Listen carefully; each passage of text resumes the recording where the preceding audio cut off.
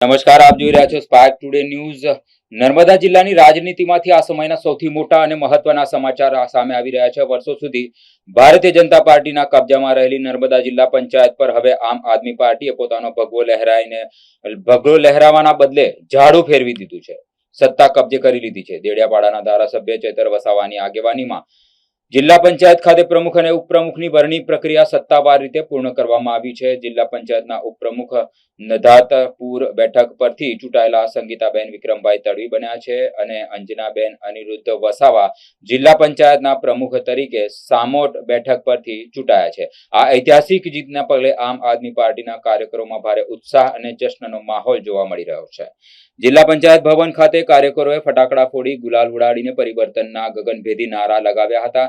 આ તકે ધારાસભ્ય ચૈતર વસાવાએ જણાવ્યું હતું કે નર્મદાની જનતાએ વિકાસ અને પરિવર્તન માટે આમ આદમી પાર્ટી પર ભરોસો મૂક્યો છે। હવે આ ભરોસા સાથે જિલ્લામાં વિકાસના એક નવા જ અધ્યાયની શરૂઆત થશે।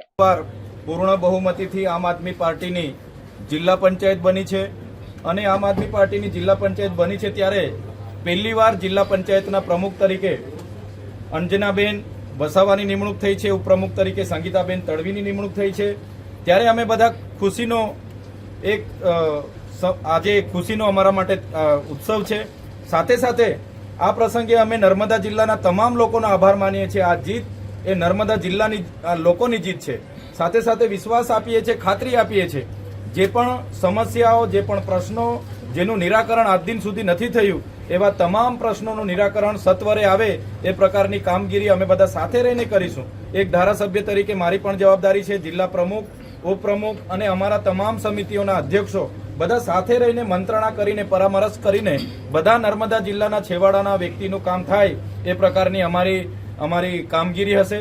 સાથે સાથે હું આપ સૌના માધ્યમથી કહેવા માંગુ છું, આમ આદમી પાર્ટી એટલે કે આ આપની રાજ નથી પણ આપણું રાજ છે। નર્મદા જિલ્લા પંચાયતમાં આપની સત્તા નથી પણ આપણી સત્તા છે અને બધા જ લોકોને સાથે રાખીને, તમામ વર્ગને સાથે રાખીને લોકોના છેવાડાના વ્યક્તિ સુધી યોજના પહોંચે, એમનો વિકાસ થાય એવું અમારું કામ હશે અને લોકોના સુખ દુઃખમાં, સેવામાં તત્પર અમે રહીશું। આજે કેજરીવાલજી પણ આવવાના છે। આ પહેલીવાર અહીંયા નર્મદા જિલ્લામાં અને ગુજરાતમાં આખા જિલ્લામાં જિલ્લા પંચાયત આવી છે, જેને કારણે આવી રહ્યા છે।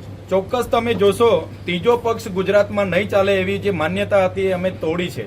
વિધાનસભામાં અને હમણાં જે સામાન્ય સ્થાનિક સ્વરાજની ચૂંટણી હતી એમાં 500થી વધારે બેઠકો અમે જીતી છે અને 34 જિલ્લા પંચાયતોમાંથી નર્મદા જિલ્લા પંચાયત અમે કબજે કરી છે। ત્યારે આજે અમારા રાષ્ટ્રીય સંયોજક અરવિંદજી પણ અહીંયા પધારી રહ્યા છે અને નર્મદાની જનતાનો આભાર માનવાના છે, ગુજરાતની જનતાનો આભાર માનવાના છે અને જનતાને એ જ અપીલ કરવાના છે કે આ જ પ્રકારનો સહકાર 2027માં મળે તો ચોક્કસ અમે ગુજરાતમાં બદલાવ લાવી શકીશું। ઓકે, નમસ્કાર, સ્પાર્ક ટુડે ન્યૂઝમાં આપનું સ્વાગત છે। નર્મદા જિલ્લામાંથી હું અનિશ ખાન બોલું છું।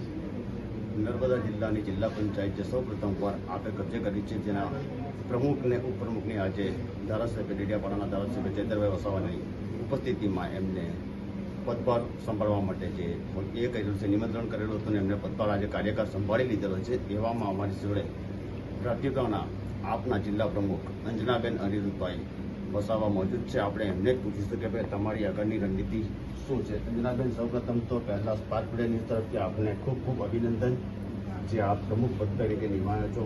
તમારી પ્રજાલક્ષી કામગીરી શું હશે આગામી સમયમાં? શિક્ષણ, રોજગાર અને આરોગ્ય એવું કામગીરી શરૂ કરી। બીજું, અહીંયા ઘણા પ્રશ્નો એવા છે કે જેનો આજ દિન સુધી કોઈ નિકાલ નથી આવ્યો। તમે એમાં કેટલો તમારો ફીવાળો રહેશે ને જે સ્ટેચ્યુ ઓફ યુનિટી એકતાનગર કદાચ સાંભળ્યું છે, કેવડિયા કોલોની, ત્યાંના બી સ્થાનિકોના બી ઘણા એવા પ્રશ્નો હતા કે જે પણ ઉકેલ પ્રશ્નો છે, એનું તમે કઈ રીતના એનો જોશો ને કઈ રીતના એનો ઉકેલ લાવશો?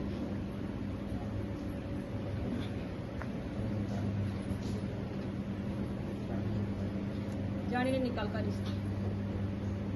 આ હતા અંજનાબેન અનિલભાઈ વસાવા, જે કહે છે કે હવે અમે જે બી પ્રશ્નો હશે એનો તત્કાલ નિકાલ કરવાનો, દરેક સમસ્યાનો જાણી એની સ્ટડી કરીને આગળ એનો નિકાલ કરીશું। હું અનિશ ખાન બોલું છું, spark today news, Ektanagar, Kevadia colony.